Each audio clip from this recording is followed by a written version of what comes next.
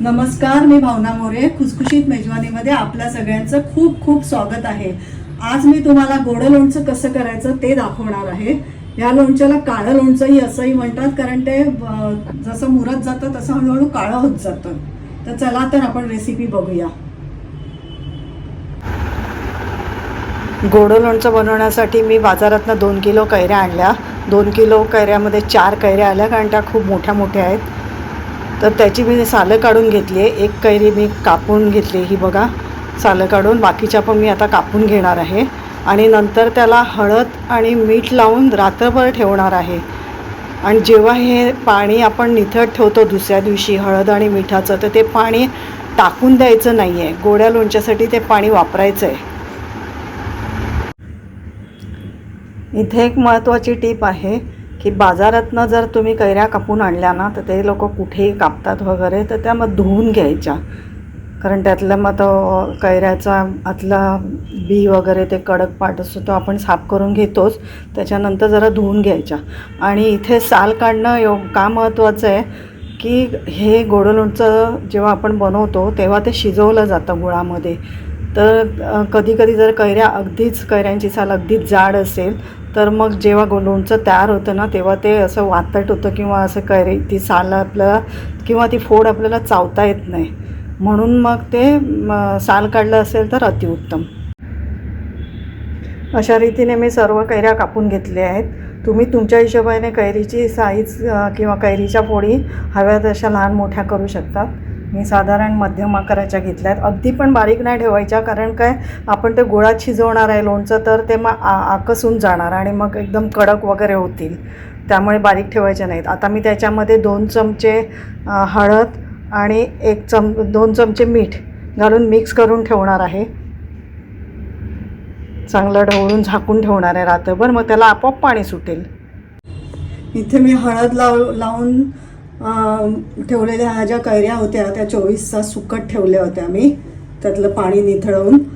तर त्या मी आता घेतल्या आहेत आणि त्याच्यामध्ये हे 2 किलो कैऱ्या आहेत. तर ह्या कैऱ्या जास्त आंबट नाही, त्यामुळे मी ह्याच्यामध्ये आता 1.25 किलोच गूळ घालणार आहे. जर खूप आंबट असेल तर 1.5 किलो गूळ लागेल. इथे मी 1.25 किलो गूळ मोजून घेतला आहे आणि तो चिरून घेतला आहे. अगदी बारीक नाही केला आहे, कारण तो आपोआप मेल्ट होणार आपण शिजायला ठेवल्यावरती. आता ह्या गूळ, थोडंसं मीठ, कारण मीठ आपण कैरीला लावलं आहे त्यामुळे मीठ बेतानेच घालायचं आहे. तुम्ही तुमच्या हिशोबाने घाला. आम्ही जास्त मीठ खात नाही त्यामुळे कमीच घालते मी. आणि 1 चमचा तिखट लाल मिरची पावडर आणि 2 चमचे काश्मीरी लाल मिरची पावडर घेतली आहे, ही पण मी घालून घेणार आहे. आता हे मी चांगलं मिक्स करून घेते. इथे मी ॲल्युमिनियमचा जाड बुडाचा टोप तापत ठेवला आहे. मुद्दामून ॲल्युमिनियमचा घेतला आहे की म्हणजे जळू नये म्हणून, कारण गूळ आपल्याला गरम करायचं आहे. स्टीलचा घेतला तर जळण्याची शक्यता असते, म्हणून मग हे लोणचं झालं की मग थंड झालं की ताबडतोब काढून घ्यायचं ॲल्युमिनियमच्या ह्याच्यातनं.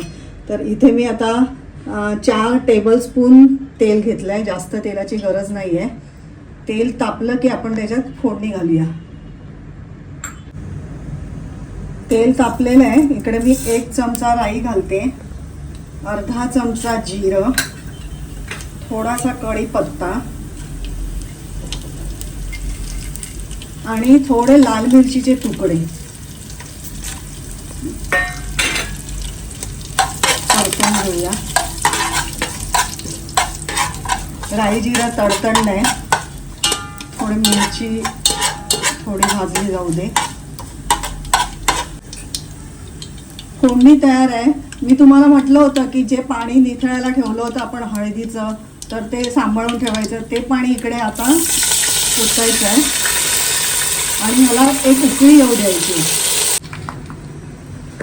इथे मी हिंग घालायचं आहे हे सांगायचं विसरून गेली. ह्याच्यामध्ये 1 चमचा मी आता हिंग मिक्स केला आहे. अशा रीतीने मी हे सगळं मिश्रण घालून घेतलं आहे या टोपामध्ये आणि गॅस मीडियम ठेवला आहे. ढवळून घेऊया थोडं. हळूहळू हा गूळ मेल्ट होणार आहे, तर बारीक गॅस मीडियम ठेवायचा, पण लक्ष ठेवायचं आणि मध्ये मध्ये ढवळायचं आहे. पूर्ण गूळ मेल्ट होणार आणि नंतर मग मेल्ट झाल्यानंतर तो थोडासा असा म्हणजे घट्ट होईल तोपर्यंत आपल्याला हे लोणचं शिजवायचं आहे. हे बघा अशा रीतीने छान उकळी आली आहे. गूळ पूर्ण मेल्ट व्हायला 8 मिनटं लागली आहे. आता ना हे असंच शिजत ठेवायचं, गॅस थोडा अजून कमी करायचा आणि असंच शिजत ठेवायचं आणि थोडं लक्ष ठेवायचं की गूळ जास्त घट्ट पण नाही झाला पाहिजे, म्हणजे गुळाचं मिश्रण ना एकदम घट्ट पण झालं नाही पाहिजे. थोडंसं असं चिपचिपी झालं की बंद करायचं, कारण जेव्हा मग हे लोणचं थंड होतं त्यावेळेला मग गूळ अजून घट्ट होतं आणि मग रस राहत नाही त्या लोणच्यामध्ये, मग त्या लोणचं ड्राय होतं. बघा कैऱ्या बघा कसं गूळ शोषून घेत आहेत.